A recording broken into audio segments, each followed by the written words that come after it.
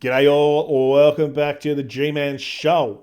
Today we're looking at a video called The Rules Are Made Up, the System is Rigged, and Everyone is Faking It. To watch the original video without my interjections, please check the video description.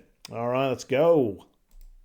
They don't tell us this in school, and most people go through their whole lives without realizing it, but the rules are made up, and everybody is faking it. We are living in a time when more and more people are starting to wake up. They're questioning the system, noticing that the rules we've been taught to follow are arbitrary. Now I'm going to tell you why. I've actually noticed this quite a bit too, especially online.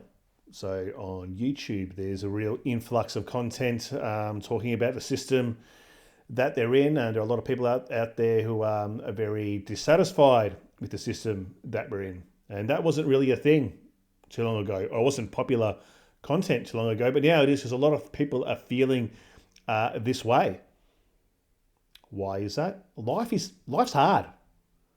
Life's really hard at the moment. You know, the last 20 or 30 years, the economy's been pretty good. If you sort of put your head down, grinded, you'd be able to get somewhere. The average person, I'm talking. There are opportunities. At the moment, things are very expensive. We've had inflation. We've had a property boom. Rents are going up. The costs to own a property are going up. Let's talk about those insurances and all the taxes and all this sort of stuff. It just makes life very difficult. On top of your general everyday essentials, your water, your gas, your electricity, food, shelter. So all those things are really difficult. People are struggling. People are literally working to exist. Like more and more people are realizing that's the life that they're in, that you are a cog on the wheel. The whole purpose of your existence is to pay tax to the government, prop up big business and the economy, and then quietly go into the nether realm once your life ends. But they'll tax you every which way along the way. They're often harmful. They're realizing that the system is rigged and it was never designed to help us thrive. You can feel it in the air, a quiet revolution. People are walking away from jobs, relationships, and roles that no longer serve them. There's a deep knowing rising up that says, it doesn't have to be this way. This video is for anyone who's starting to question the script and wondering what might be possible if you stopped following the rules that were never real to begin with. It's learning the system. It's learning how to play the game, work smarter, not harder. A lot of people equate success with working very hard, backbreaking labor, more and more hours, which means more and more money. You're just selling time. And so these people get really pissed off because that labor and the money they're getting, it's just really dwindling the value of that. You just feel like you're not getting anywhere. You know, people always say back, oh, the boomers, they had jobs in factories and that labor was worth a lot more because the buying power of the dollar they earned could buy them a home and they could have a car and a boat and a caravan and all that sort of stuff. All your money buys you now, if you're just your run-of-the-mill person, is just enough to rent something to keep a roof over your head. So people are getting pissed off. But what's the solution? It's to look at ways to generate and create wealth in the system that we're in, because this system isn't going anywhere. People think it's going to crash and come down. It's probably going to get worse for people. That's my honest opinion. I think we're up for a few more hard years before things turn around and we get some good green shoots. Just a gut feeling, just a punt. I'm just a normal guy like you, just having a punt. But in my honest opinion, I'm not very optimistic about the next 5 years. You might be living your entire life trying to follow rules that were never written with your well-being in mind. So let's talk about where those rules come from, what happens when you stop following them, and why now is the perfect time to start living life on your own terms. The sooner the better.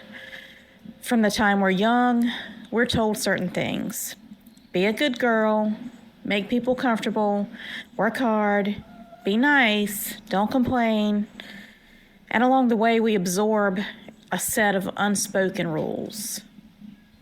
Get married by a certain age, or you'll end up old and alone. Stay in that job, even if it drains you, or you'll end up poor and living under a bridge. Don't speak up about what you really want, or you'll be labeled difficult, unstable, or selfish. Follow the plan: school, job, house, marriage, kids, career, retirement, or you're a failure. Well, there's a reason why this script exists. Some people do these things because they want to, like getting married and having kids and doing all those things, and they meet the right person.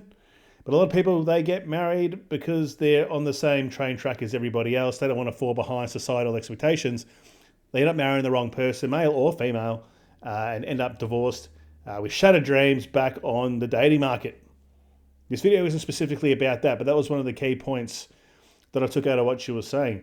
The one also is the loyalty tax at staying at a job for too long. I've seen this happen like firsthand working in corporate environments. People think if they stay there, that the business is going to go out of their way to give them more money. You know, you might be gassed up. You might be told that your time is coming next year. Just get through this next performance period. You're doing everything right. Just keep doing what you're doing. And next year, you're going to get that pay. Don't you worry about it. Then next year comes around and more excuses prop up. Excuses not to give you what you're entitled to, what you, well, maybe not entitled to, but what you believe you should get based on the performance KPIs you were set out. And they'll weasel out of them and then tell you next year, no, definitely next year. So people sit in these jobs for long periods of time. Like some people do well, some people have a good run, but a lot of people stay in these jobs thinking, the longer I'm in, the better off I'll be, the better that looks. But really, you become a stagnant person. There's only a certain amount of stuff you can learn in a job, a certain amount of information and experience before you're just going through the motions and just completing them. Going in and rolling your arm over and doing whatever your tasks are for the day because you've mastered them. So people stay for too long thinking that I'm in this job, it looks a lot better for me if I stay here longer, but it's not really the case. And then what happens? Redundancies come around, right? The economy takes a dip. And we know they told you you're a part of the family, you're part of the furniture.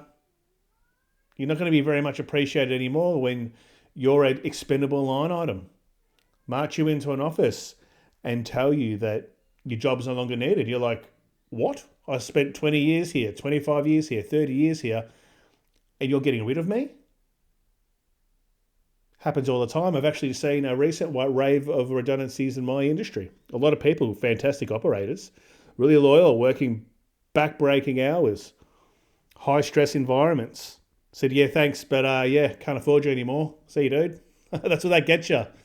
So either your reward for working like a slave for somebody else is more work and not enough pay to really justify the extra amount of work. These birds, guys, I'm sorry, they're really annoying me. Or when things go wrong, you're gone. There's a loyalty tax for moving around. That's a system. What do all of these rules have in common? They are enforced by fear. Fear of being judged, fear of being rejected, fear of not fitting in. But who created these rules and who actually benefits from them? Spoiler alert, it's not you or me. You know, if you were to look back at probably the purpose of education, my honest opinion is, yeah, you learn some good stuff, like read and write and your numerical skills. But beyond that, the basic stuff to function in society, a lot of the stuff you're learning doesn't really add too much value. It just makes you good enough to be a functional piece, a human resource for a company with whatever vocation that you've decided to skill up in. People aren't taught to go and take a risk and think outside the box and achieve their own dreams, maybe start their own business or whatever it is. No, you're sort of taught to go through school and think about what you might want to study at university. It's a really backwards thing. Think about all the people who are really wealthy billionaires, even self-made people who have come from not much. They had an entrepreneurial streak. They were industrious. They were risk takers. Most of them are not university educated or even finished high school. They just drop out and they just want to make money. They know it's all indoctrination, what they're learning. They just want to get out, make money, and they see an opportunity and know how to create the value. They don't teach you that. They don't want you doing that. They want enough people doing that so you can have jobs and employ people and prop up the economy and prop up those GDP numbers and the unemployment numbers and all the things that they all come out and march out to and say how they're doing a great job. But they don't want everybody thinking that way. They need good little workers and tax slaves. In fact, it's mostly people we don't even know. The people at the top, the people in power, but that's another video. These rules are often rooted in outdated systems. Patriarchy, for one, capitalism, tradition, religion, and other forms of dogma. They were not designed to make you happy. They were designed to keep society predictable and comfortable and to keep the masses under control. The day that you stop asking for permission is the day your real life begins. And I say that as someone who followed all the rules. I got married young because that's what good girls were supposed to do. Otherwise, I would have been cohabitating with my boyfriend and been a disgrace to my parents. Well, that was a mistake. So then for years, I achieved degrees, raised my kids alone and determined. I invested in a little real estate, and I built a successful career in healthcare. And for a while, I was proud of it. But under the surface, I was exhausted, disappointed, disconnected. Think about this. The job you're doing. Some people really enjoy their work. I'm not saying people don't. You become an accountant or a lawyer, you love it, you're just all about it.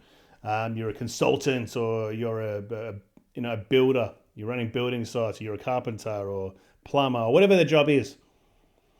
And you might just love it, be right into it. That's awesome. But not a lot of people can say that. They say find a job that you love and you won't work a day in your life. I believe in that, but very much harder said than done. How many of you, I'm very much guilty of this existential crisis. You look back on your life, all the things that you've done, and you think, did I do those things for me? Am I just doing them purely out of survival? If I was a little kid, would I have been happy what I turned out to be? Because let's be serious here. We're all sellouts to the system. We're all trying to get qualified enough to make more and more money doing things we hate doing most of the time to have a better quality of life in that time when we're not in those jobs that we hate. And maybe hate's a strong word, but you'd rather not do. You wouldn't do it for free. You wouldn't go there and work for nothing. Disillusioned, unfulfilled. Walking away from that job felt a little terrifying, not because of the anxiety that I've always had around money, but because of what other people might think. When you go off script like that, people get uncomfortable and they'll project their fears onto you. When I tell people that I'm not looking for another relationship, which has been true for at least the past 10 years, they assume I must be lonely and bitter. When I started a YouTube channel, left my career, and took a solo road trip across the country in my minivan, people wondered if I was okay. Surely I must be losing it. Now that I'm choosing a quieter, slower, healthier, and less conventional life, I've noticed people pulling away, not out of malice, but maybe because my choices challenge their assumptions.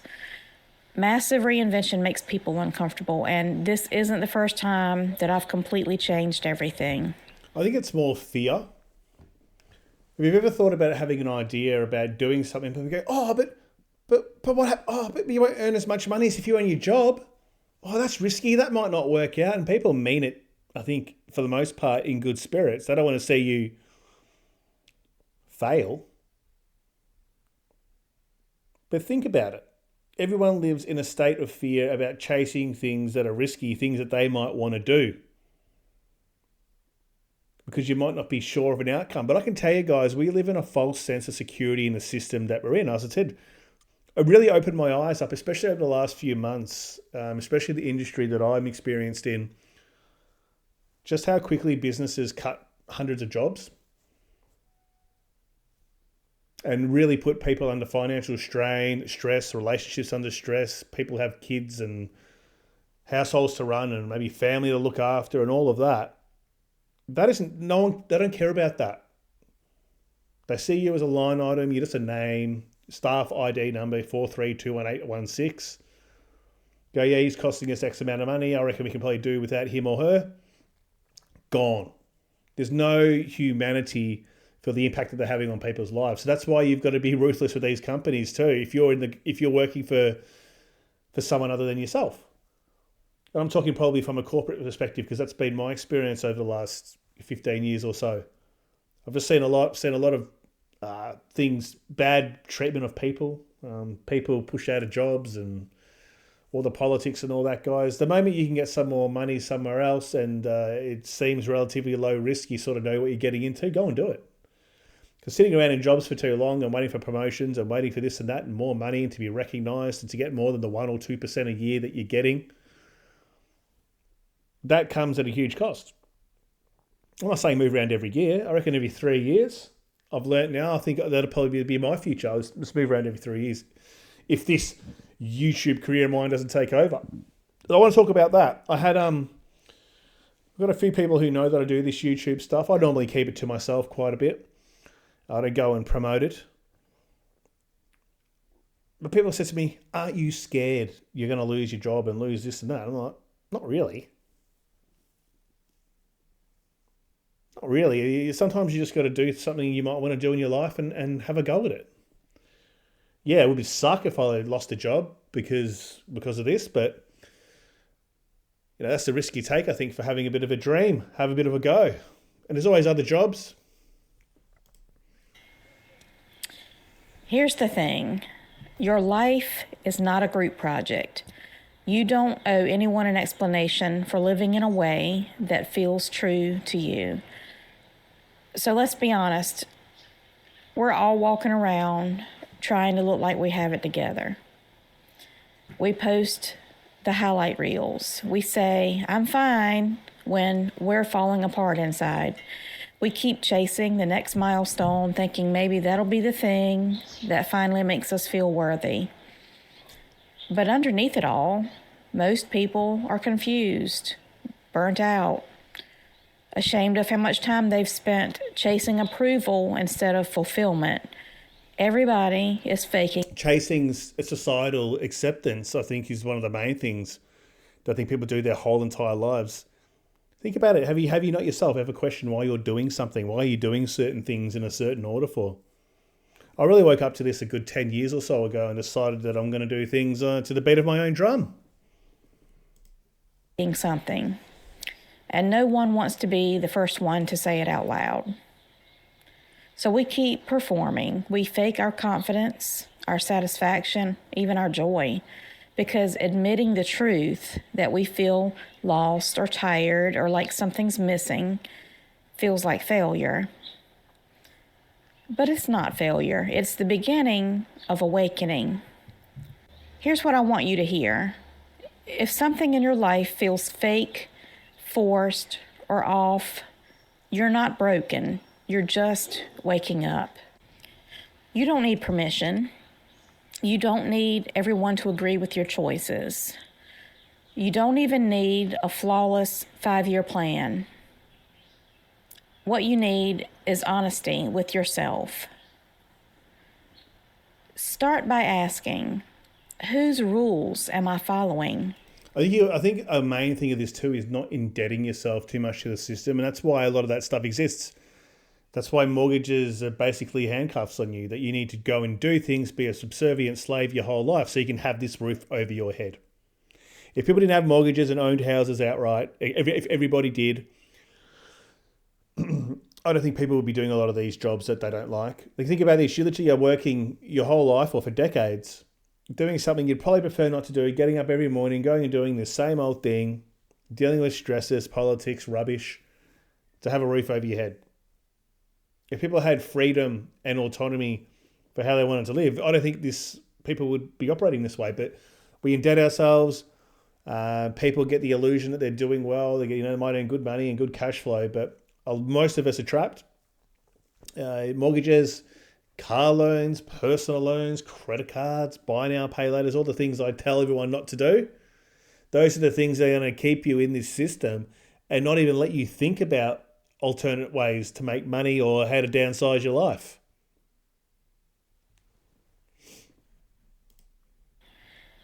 What am I afraid will happen if I stop? Who's benefiting from me following these rules?